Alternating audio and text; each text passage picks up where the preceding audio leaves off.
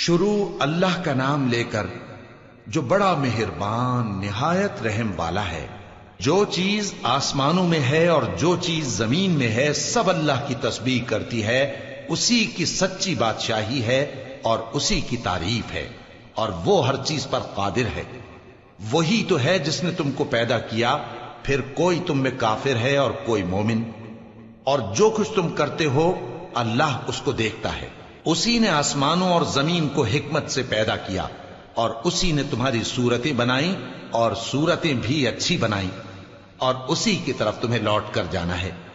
جو کچھ آسمانوں اور زمین میں ہے وہ سب جانتا ہے، اور جو کچھ تم چھپا کر کرتے ہو اور جو کھلم کھلا کرتے ہو اس سے بھی آگاہ ہے، اور اللہ دلوں کے بھیدوں تک سے واقف ہے۔ کیا تم کو ان لوگوں کے حال کی خبر نہیں پہنچی جو پہلے کافر ہوئے تھے؟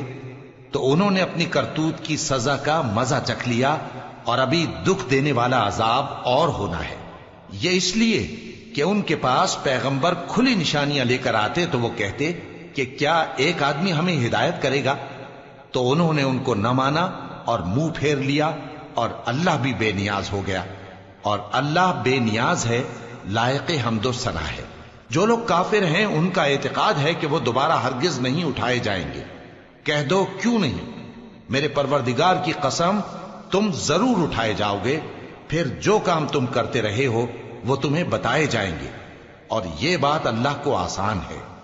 تو اللہ پر اور اس کے رسول صلی اللہ علیہ وآلہ وسلم پر اور اس نور یعنی قرآن پر جو ہم نے نازل فرمایا ہے ایمان لاؤ، اور اللہ تمہارے سب اعمال سے خبردار ہے۔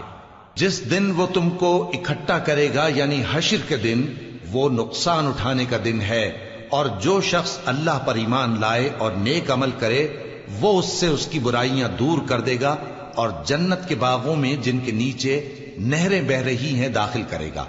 وہ ہمیشہ ہمیشہ ان میں رہیں گے، یہی بڑی کامیابی ہے۔ اور جنہوں نے کفر کیا اور ہماری آیتوں کو جھٹلایا وہی اہل دوزخ ہیں کہ ہمیشہ اس میں رہیں گے، اور وہ بری جگہ ہے۔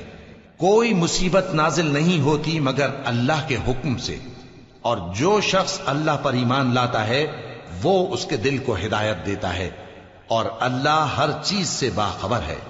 اور اللہ کی اطاعت کرو اور اس کے رسول کی اطاعت کرو، پس اگر تم منہ پھیر لوگے تو ہمارے پیغمبر کے ذمے تو صرف پیغام کا کھول کھول کر پہنچا دینا ہے۔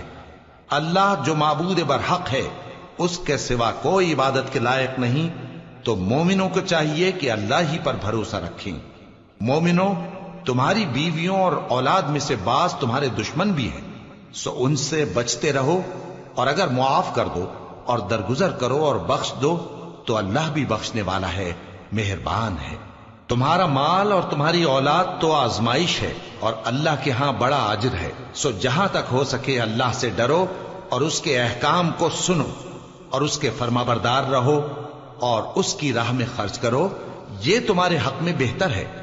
اور جو شخص طبیعت کے بخل سے بچایا گیا تو ایسے ہی لوگ راہ پانے والے ہیں۔